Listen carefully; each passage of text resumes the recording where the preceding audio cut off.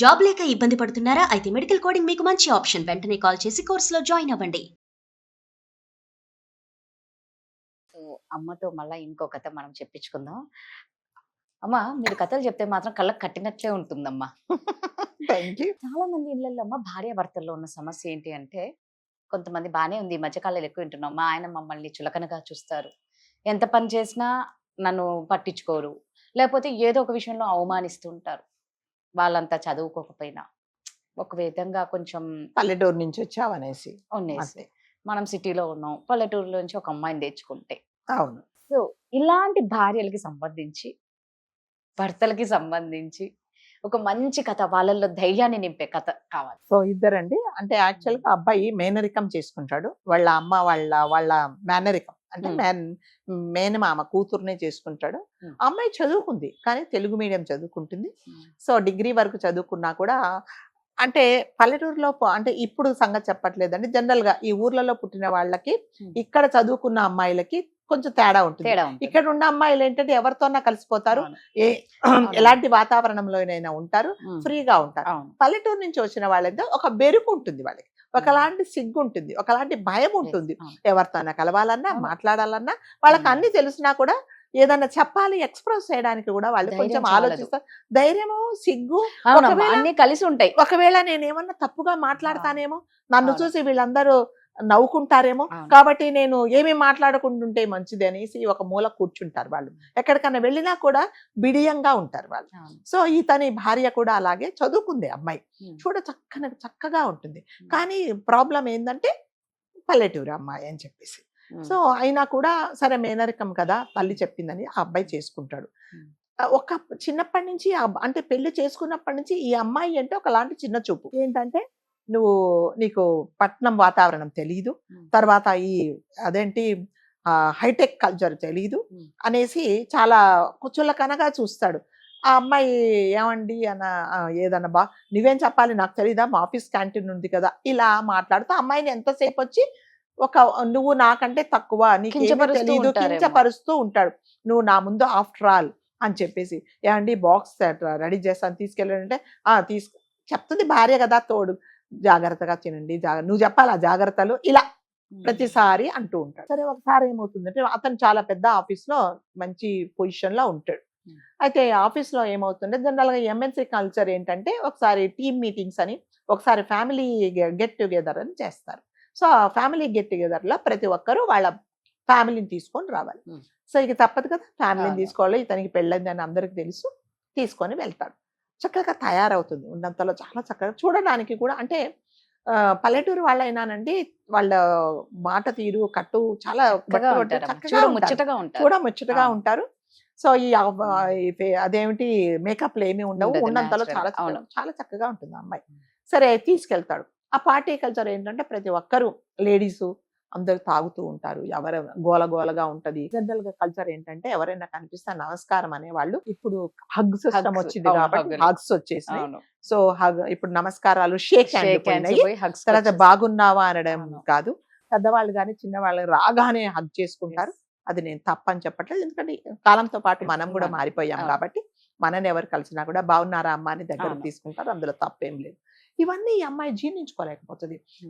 ఈ భర్త ప్రతి ఒక్క అమ్మాయి దగ్గరికి రాగానే హక్ చేసుకోవడము, తర్వాత మగవాళ్ళు రాగానే ఆడవాళ్ళని హక్ చేసుకోవడం, ఈ అమ్మాయికి కంపరంగా ఉంటుంది. ఎప్పుడెప్పుడు వెళ్ళిపోదామని చాలా అనీజీగా ఒక మూల కూర్చొని ఉంటుంది.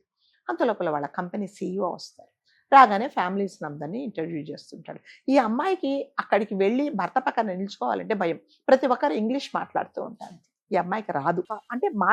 అంటే రావడం వేరేనండి, అర్థం చేసుకున్నా మాట్లాడలేకపోవడం, ఎక్స్ప్రెస్ చేయలేకపోవడం కూడా ఒక ఇదన్నమాట. అంటే వాళ్ళకి తెలుస్తుంది, కొంతమంది ఇంగ్లీష్ రాదని కాదు తెలుస్తుందండి, వాళ్ళు మాట్లాడతారు, వాళ్ళు ఎదురు వాళ్ళు మాట్లాడేది అర్థం చేసుకుంటారు, కానీ వాళ్ళు ఎక్స్ప్రెస్ చేయలేరు, దానికి ఏం సమాధానం చెప్పాలో తెలీదు. కాబట్టి ఏం చేస్తారంటే నేను ఏమన్నా తప్పు మాట్లాడతానేమని కొంతమంది మాట్లాడరు. ఎందుకంటే నేను చాలా మటుకు నా దగ్గర ఇంగ్లీష్ నేర్చుకునే వాళ్ళందరూ ఇదే ప్రాబ్లం. సో అది ఓవర్కమ్ అవడానికి నేను క్లాసెస్. ఈ అమ్మాయి కూడా అలాగే భయపడుతూ ఉంటే ఆయన ఏం చేస్తారంటే మీ ఆవిడేది అంటే అక్కడ కూర్చుందంటే పిలుస్తాడు. లేదు మనమే వెళ్దాం పదా, వెళ్తారు. అక్కడికి వెళ్ళగానే ఆవిడ లేచి నమస్కారం అని అంటుంది అనమాట. అతను షేక్ హ్యాండ్ ఇవ్వబోతే షేక్ హ్యాండ్ ఇవ్వదు, నమస్కారం అని అంటుంది. అనగా హౌ ఆర్ యూ మేడం అని అడుగుతాడు అతను. ఈవిడికి అర్థం కాదు. అర్థం కాకపోతే ఈ పిచ్చి చూపులు చూస్తుంది అర్థం కాక. ఏం మాట్లాడింది అంతే కదా, మీరు మీరు నన్ను ఏమని అడిగితే నాకు అర్థం అవుతాయి కదా, నేను సమాధానం చెప్తాను.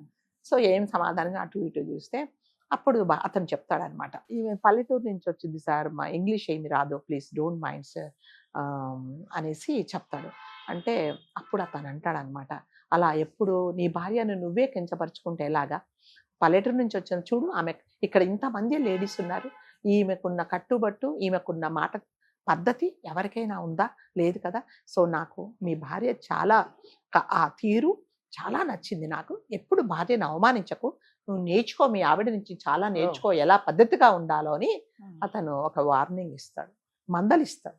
ఇక ఇతనికి మండిపోతుంది అనమాట, అదేంటి ఇది నాకు పనికిరాందని నేనంటే వీడెంత మెచ్చుకుంటున్నాడు అని చెప్పేసి. పార్టీ అంతా అయిపోయిన తర్వాత అతను వెళ్ళేటప్పుడు, నమస్కారం మేడం, మిమ్మల్ని కలిసినందుకు, తెలుగులో మిమ్మల్ని కలిసినందుకు నాకు చాలా సంతోషం అనేసి నమస్కారం పెట్టేసి, మా ఆడవాళ్ళు ఇక్కడ మరి ముఖ్యంగా మా ఆఫీస్లో వాళ్ళు మిమ్మల్ని చూసి చాలా నేర్చుకోవాలి, మీరందరికీ చాలా ఇన్స్పిరేషన్, మీరు అలా కూర్చుంటేనే చేతులెత్తి దండం పెట్టాలనిపిస్తుందని చాలా మెచ్చుకొని వెళ్ళిపోతాడు.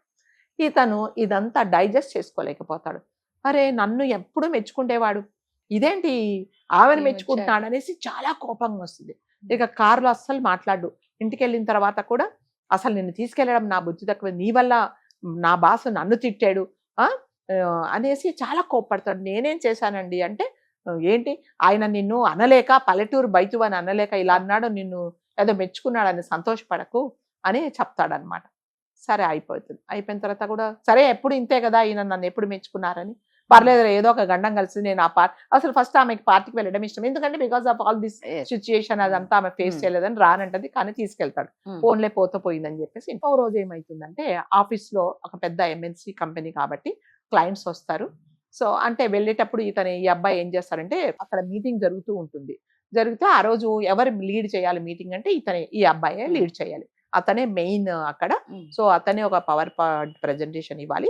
Basing on the power point presentation వాళ్ళకి ఈ కాంట్రాక్ట్ వస్తుందా, ఈ కాంట్రాక్ట్ వాళ్ళు ఇస్తారా లేదా అనేది డిపెండ్ అయింటది.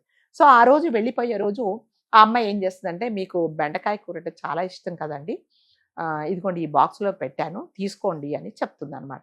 ఆ అబ్బాయి వెళ్ళేటప్పుడు ఫైల్ ఒకటి పట్టుకొని ఉంటాడు. ఉంటే నువ్వేం నాకు చెప్తావు, నువ్వు నీ బెండకాయ కూడా ఎవడు తింటాడు అక్కడ, మాకు పిజ్జాలు బర్గర్లు ఉంటాయి, నువ్వే తిను అనేసి ఫైలు అది కూడా రెండు విసిరేసి వెళ్ళిపోతాడు. ఆఫీస్కి వెళ్ళిన తర్వాత కరెక్ట్గా అతని క్యాబిన్కి ఒక ఫోన్ వస్తుంది. ఆయన ఫోన్ చేసి CEO గారు చేసి, ఒక 2 నిమిషాల్లో మీటింగ్ స్టార్ట్ అవుతుంది, క్లయింట్స్ అందరు వచ్చారు, మీరు మీటింగ్ రూమ్లోకి వచ్చేసి ఆ ఫైల్ తీసుకొని రండి అంటాడు. ఫైల్ ఎక్కడ, ఇంట్లో ఫైల్ లేదు. వచ్చేటప్పుడేమో పోట్లాడేసి వచ్చాడు. ఏం చేయాలి అర్థం కాక, సరే తప్పదు కదా, ఫోన్ చేసి ఫలానా ఫైలు ఉంది నువ్వు తీసుకొని వెంటారంటే, ఆ అమ్మాయి చెప్తుంది, ఏమండి మీరు వెళ్ళేటప్పుడు ఈ ఫైలు మీరు పట్టుకున్నారు, ఎంత అవసరం ఉంటే తప్ప మీరు ఈ ఫైల్ ఒక ఫైలు మీరు తీసుకెళ్తున్నారు అంటే ఏదో అవసరం ఉంటుంది, కాబట్టి మీకు ఇది అవసరమని నేను తీసుకొని వచ్చేసానండి, రిసెప్షన్లో ఉన్నాను, వచ్చి తీసుకోండి అని చెప్తుంది అనమాట. అతను అరే నేను ఇంత కోపడ్డాను, పల్లెటూరు అనుకున్నాను, కానీ ఎంత ఆలోచించింది, ఈ ఫైల్ ఇంత ముఖ్యం. నిజంగా ఒక సెకండ్లో అతను ఆ ఫైల్ తీసుకొని పవర్ పాయింట్ ప్రజెంటేషన్ చేయకపోయినా, మీటింగ్ కండక్ట్ చేయలేకపోయినా, మీటింగ్లో పార్టిసిపేట్ చేయలేకపోయినా అతనికి జాబ్ ఊడే పరిస్థితి. సో అవన్నీ తట్టుకొని ఈ అమ్మాయి ఇవన్నీ నన్ను ఓవర్కమ్ చేసేలాగా అవుతుంది, కానీ చాలా సంతోషంగా ఆ ఫైల్ తీసుకొని వెళ్తాడు. వెళ్ళంగానే సక్సెస్ఫుల్గా మీటింగ్ ఏదవుతుంది, కాంట్రాక్ట్ వాళ్ళకే వస్తుంది. సో ఇతన్ని అందరూ అప్రిషియేట్ చేస్తాడు, చాలా మంచిగా మీరు ఇచ్చేసారు, మీరు అన్ని చాలా ప్రజెంట్ చేశారు కాబట్టి మీ అని చెప్పి CEO కూడా చాలా మెచ్చుకుంటాడు. కానీ ఇతనికి ఒక గిల్ట్. ఏం గిల్టు, నిజంగా ఆ ఫైల్ నా దగ్గర ఇప్పుడు లేకపోతే నేనేం చేసేవాడిని, కాబట్టి నా భార్య ఇవాళ నా ఉద్యోగాన్ని కాపాడింది అనేసి రిగ్రెట్ అయిపోయి, సార్ నేను ఇంటికి వెళ్తాను సార్, ఒక హాఫ్ అన్ అవర్ ముందు వెళ్తానని వెళ్తాడు. వెళ్ళేటప్పటికి ఏమవుతుందంటే తలుపు మూసి ఉంటుంది. వాళ్ళ భార్య వాళ్ళ అమ్మతో మాట్లాడుతుంటుంది. ఏం మాట్లాడుతూ ఉంటుంది అంటే, తల్లి ఏమమ్మా బాగున్నారంటే, నా భర్త నన్ను ఒక దేవతలాగా చూసుకుంటున్నాడమ్మా, నిన్న పార్టీ జరిగితే నన్ను అందరూ మెచ్చుకుండేలాగా ప్రతి ఒక్కరికి దగ్గరికి తీసుకెళ్ళి నన్ను పరిచయం చేశాడమ్మా, నన్ను పెళ్లి చేసుకోవడం ఎంతో అదృష్టం అని చెప్పాడు, నాకు ఎటువంటి బాధ లేదమ్మా, నేను చాలా సంతోషంగా ఉన్నాను అమ్మ, నా గురించి నీవు ఏమీ ఆలోచించకు, ప్రతి క్షణము నన్ను చాలా గౌరవంగా చూస్తున్నాడు అని చెప్తుంది అనమాట ఫోన్లో. చెప్పేసి తల్లి కూడా సంతోషపడదు. ఎందుకంటే తల్లిని ఎందుకు బాధ పెట్టాలనేసి ఇంకా కూర్చొని చాలా ఏడుస్తుంది. ఇదేంటి నన్ను ఇలా చేస్తున్నాడు ఇతను అని చెప్పేసి. అది తలుపు కొట్టంగానే ఆ అమ్మాయి ఏడుస్తుంది కనిపిస్తుందనమాట. అరే! నాకు ఇంత మంచి పరిస్థితి వచ్చింది. నన్ను అందరూ మెచ్చుకున్నారంటే ఈమె వల్లే కదా అని చెప్పి రియలైజ్ అయ్యి, ఎప్పుడు కూడా నేను నీ చదువు గురించి కానీ ఇంకెప్పుడు మాట్లాడను. ఇవాళ అందరూ నన్ను మెచ్చుకొని ఒక ప్రమోషన్ ఇచ్చి నాకు సాలరీ హైక్ ఇచ్చారు అంటే నీ వల్లే కాబట్టి ఇప్పటి నుంచి నేను ఎప్పుడు ఇలా ఎవరిని చదువు రాదని కానీ వాళ్ళ డ్రెస్సింగ్ని బట్టి కానీ నేను ఎప్పుడు ఎవరిని కించపరచను. నీ వల్ల నేను అది నేర్చుకున్నాను. నాకు అన్నీ ఉన్నా కూడా మా ఆఫీసర్ నన్ను మెచ్చుకోలేదు. నిన్ను చూసి, నీ ఆకారం చూసి, నీ కట్టుబట్టు చూసి నిన్ను సంస్కారవంతురాలని నీకు చేతులెత్తి దండం పెట్టాడు. సో ఇవాళ నువ్వు ఆ ఫైలు నాకు తెచ్చి, నేనేం చెప్పలేదు నీకు ఆ ఫైలు, కానీ నువ్వే తెలుసుకున్నావు ఇదేదో ఇంపార్టెంట్ అని. నేను చెప్పకున్నా ఇంత కష్టపడి పల్లెటూరు నుంచి వచ్చిందని ఇన్ని బస్సులు ఎక్కి ఎంత కష్టాన్ని కోర్చుకొని నా దగ్గర తీసుకొచ్చిచ్చా కాబట్టి నేను చేసిన తప్పు దయచేసి క్షమించమని ఆమెను నిజంగా క్షమాపణ వేడుకుంటానండి. సో దీనివల్ల కట్టుబొట్టుని బట్టి కానీ, వాళ్ళ భాషను బట్టి కానీ, వాళ్ళ ఇది కట్టు కానీ మనం ఎప్పుడు ఎవరిని అసెస్ చేయకూడదు. సో ప్రతి ఒక్కరికి ఒక టాలెంట్ ఉంటుంది. కాకపోతే వాళ్ళు పల్లెటూరు నుంచి వచ్చిన వాళ్ళు కాబట్టి కొంచెం వాళ్ళు బిడియము, బెరుకు, భయము ఉంటుంది కాబట్టి వాళ్ళని మనం అది ఓవర్కమ్ కావడానికి ట్రై చేయాలి. కానీ ఏ భర్త కూడా ఏ భార్యను కూడా ఎటువంటి పరిస్థితుల్లో అవమానించకూడదు. నీ భర్తను, నీ భార్యను నువ్వే అవమానిస్తే ఎవరు దగ్గర తీసుకోరు. కాబట్టి ప్రతి భార్య, ప్రతి భర్త ఇది తెలుసుకోవాలి. సూపర్ అమ్మ, చాలా మంచి కథ, చాలా బాగుంది కథ వింటూ ఉంటే. సో మరో కథలతో మళ్ళీ కలుద్దాం అమ్మతో. నమస్తే. Thank you.